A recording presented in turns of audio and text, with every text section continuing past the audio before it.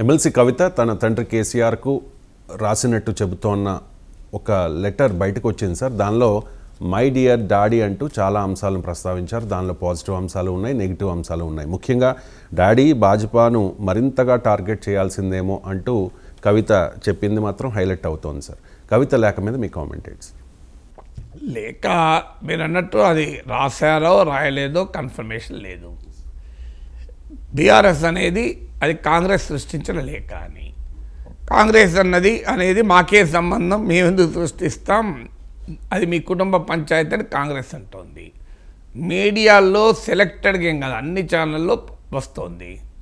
So ఏ ఛానల్లో ఏమాత్రము credible కాకపోతే అన్ని ఛానళ్ళు దాన్ని అంతగా కవరేజ్ ఇవ్వవు. వాళ్ళకి అనుమానం ఉంటే కనీసం సోర్సెస్ ద్వారా కన్ఫర్మ్ చేసుకొనే కదా ఎవరైనా చెప్పేది, వాళ్ళ credibility పోగొట్టుకోరు.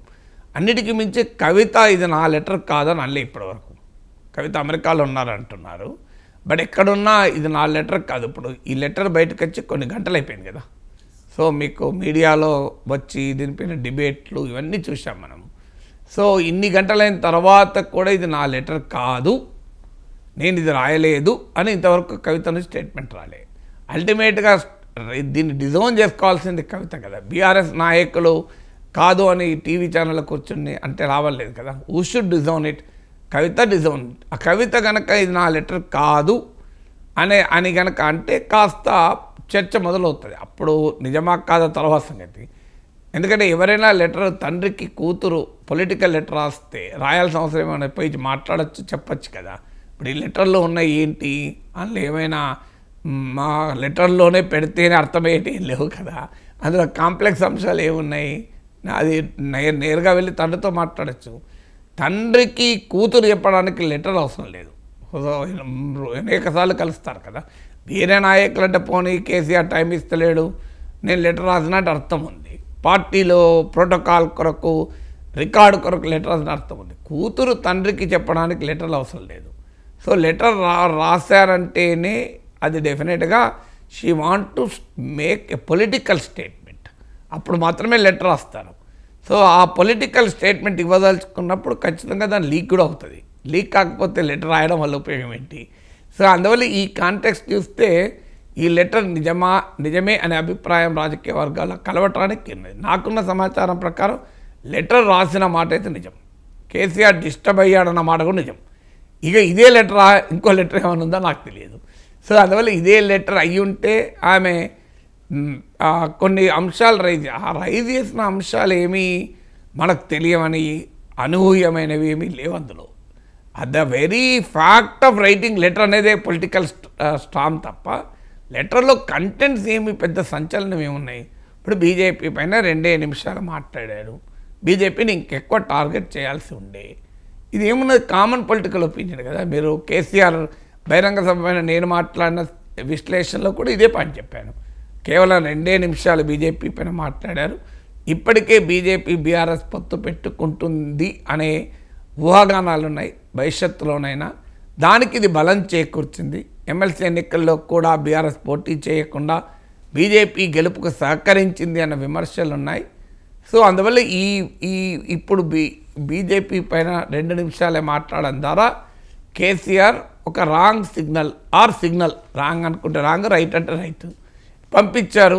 So is ready for business with BJP అని. అది అలా అనుకుంటే అది ఉద్దేశం అయితే రైట్ సిగ్నల్ ఆయన దృష్టిలో.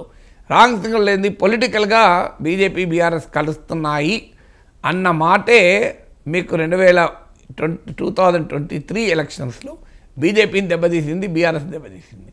సో అందువల్ల ఈ పాయింట్ అందరము విశ్లేషించారు. కవిత కొత్తగా లేఖలో చెప్పి సంచలనం సృష్టించింది ఏమీ లేదు. That is a political opinion.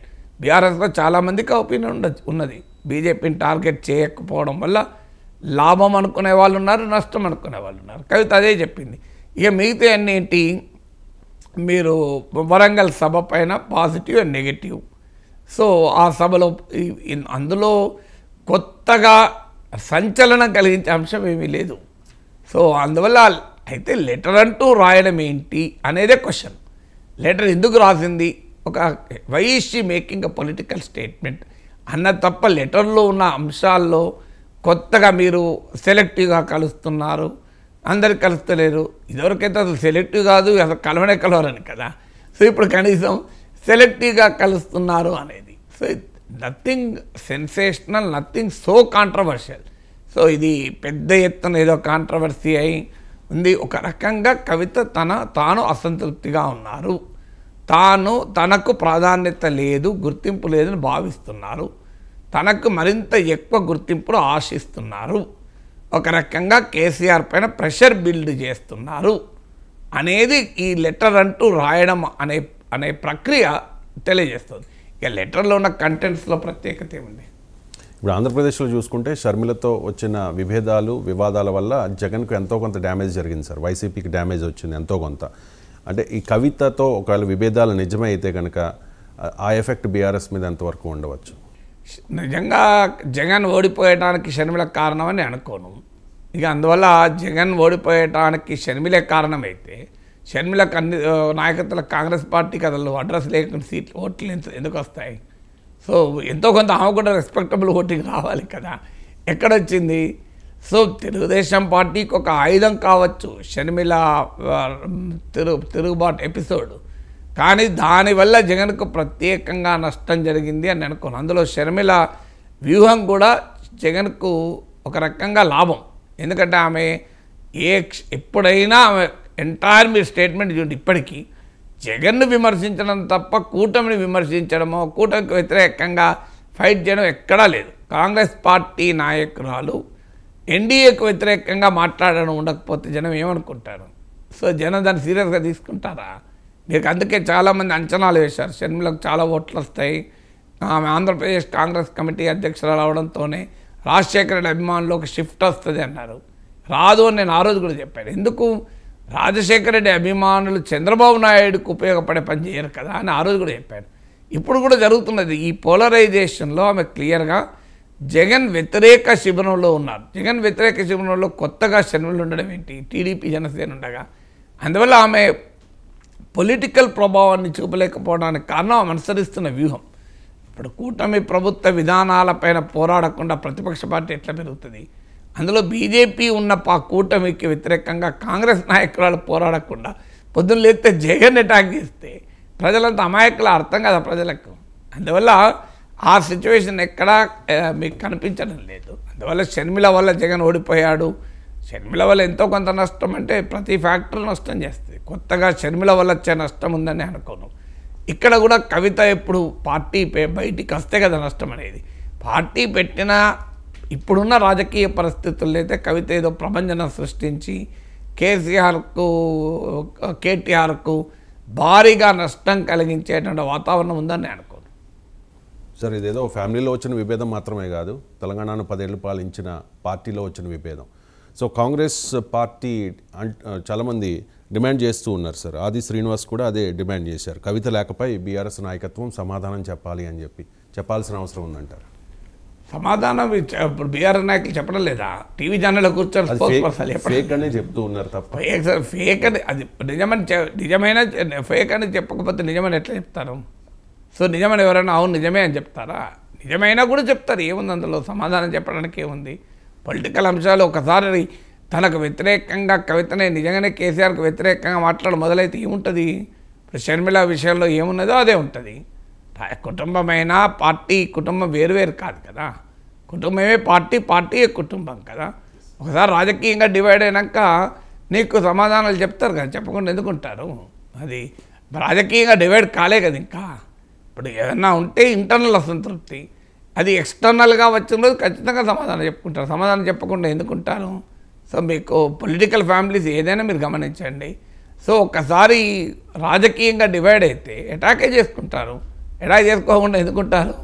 రాజకీయమే కదా, కుటుంబమే కదా. అండ్ కేసీఆర్ చాలా అగ్రెసివ్గా కామెంట్ చేసేవారు కదా సార్, విమర్శలు చేసేవారు భారతీయ జనతా పార్టీ మీద, మోదీ మీద. కానీ ఆ తర్వాత కవిత అంటూ ఉన్నట్టుగా, అంటే కవిత రాసిన లెటర్లో అంశాన్ని ఎక్కువగా ప్రస్తావించారు కాబట్టి భారతీయ జనతా పార్టీని మీరు టార్గెట్ చేయాల్సింది, వేరే సంకేతం వెళుతుంది అని చెప్పేసి కేసీఆర్లో మార్పు వచ్చిన విషయం నిజమే కదా సార్. గతంలో మోదీని చాలా అగ్రెసివ్గా కామెంట్ చేశారు. రాజకీయ నాయకులు అవసరాలు బట్టి మాట్లాడుతుంటారు. గతంలో మోడీ పైన చంద్రబాబు మాట్లాడలేదా?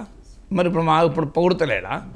రాజకీయాల్లో ఏముంటుంది మిత్రమా? వాళ్ళ గతంలో వాళ్ళ రాజకీయ వైఖరులు ఎప్పటికప్పుడు మార్చుకుంటూ ఉంటారు. విశ్లేషకులుగా మనం స్టాండర్డ్ ఉంటాం, కానీ రాజకీయ నాయకులు స్టాండర్డ్ ఎందుకు ఉంటారు? నిన్న తిడతారు, ఇవాళ కలుతారే మళ్ళీ తిడతారు. ఏముంది అందులో? ఇప్పుడు కేసీఆర్ దుబ్బాక ఎలక్షన్ల వరకు మోడీ పట్ల చాలా గౌరవంగానే మాట్లాడాడు కదా. దుబ్బాక ఎలక్షన్ అయిన తర్వాత బీజేపీని అటాక్ చేయడం మొదలుపెట్టారు. తర్వాత మళ్ళీ ఇప్పుడు బీజేపీని అటాక్ చేసి, ఇప్పుడు కాంగ్రెస్ పార్టీ ఇప్పుడు అధికారంలో ఉంది, ఇప్పుడు బీజేపీ కాదు కదా అధికారంలో ఉంది. అందువల్ల రాష్ట్రంలో కాంగ్రెస్, కేంద్రంలో బీజేపీ ఉండగా ఇప్పుడు జగన్ బీజేపీని అటాక్ చేస్తున్నాడా? సో జగన్ చేయండి కేసీఆర్ ఎందుకు చేస్తాడనే క్వశ్చన్ ఉంది కదా. అయితే జగన్ కన్నా బీజేపీ అక్కడ ఇష్యూ కాదు. ఇక్కడ ప్రతిపక్ష స్పేస్కు బీజేపీ పోటీ పడుతుంది. కవిత ఎందుకు రైజ్ చేసింది అంశం అంటే, జగన్ కోమో అక్కడ ప్రతిపక్ష స్పేస్లో బీజేపీ లేదు, అధికార కూటమిలోనే బీజేపీ ఉంది. సో అందువల్ల అధికార కూటమిలో బీజేపీ ఉన్నప్పుడు తన ఉనికికి ప్రమాదం కాదు. ఇప్పుడు జగన్ ఉనికికి బీజేపీ ప్రమాదం కాదు, ఎందుకంటే అది తన ప్రత్యర్థి శిబిరంలోనే ఉంది. ఇక్కడికి వచ్చేవరకు ఏంటంటే అపోజిషన్ స్పేస్లో బీజేపీ ఉంది. అపోజిషన్ స్పేస్లో బీజేపీ ఉన్నప్పుడు, అంటే కాంగ్రెస్ పార్టీ పట్ల వ్యతిరేకత వచ్చినప్పుడు చాయిస్ ఎవరు? ఇప్పుడు ఆంధ్రప్రదేశ్లో కూటమి పట్ల వ్యతిరేకత వస్తే చాయిస్ జగన్, ఇంకోరు లేరు.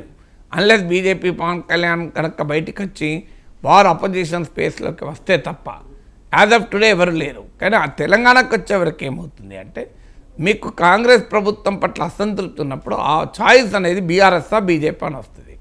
మీకు కేసీఆర్ పట్ల అసంతృప్తి ఉన్నప్పుడు చాయిస్ ఎవరు? కాంగ్రెస్ బీజేపీ అని వచ్చింది కదా. బీజేపీ బీఆర్ఎస్తో కలుస్తోంది అన్న భావన వచ్చాక ప్రజలు కేసీఆర్ను ఓడించడానికి రేవంత్ రెడ్డి బెటర్, కాంగ్రెస్ బెటర్ నిర్ణయానికి వచ్చారు.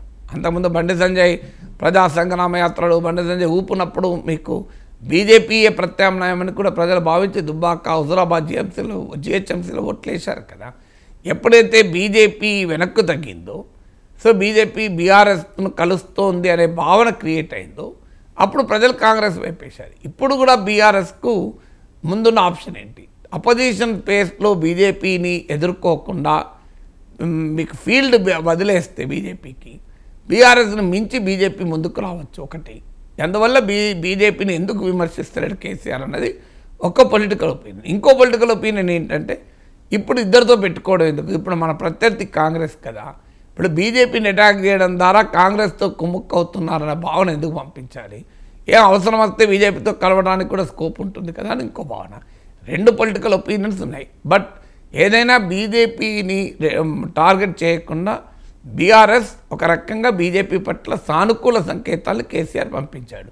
ఆ సానుకూల సంకేతం పంపించడం లాభమా నష్టమా అని భిన్నాభిప్రాయాలు ఉండొచ్చు. కవిత కనుక ఈ లేఖ రాసి ఉంటే ఆమె అభిప్రాయం నష్టమని.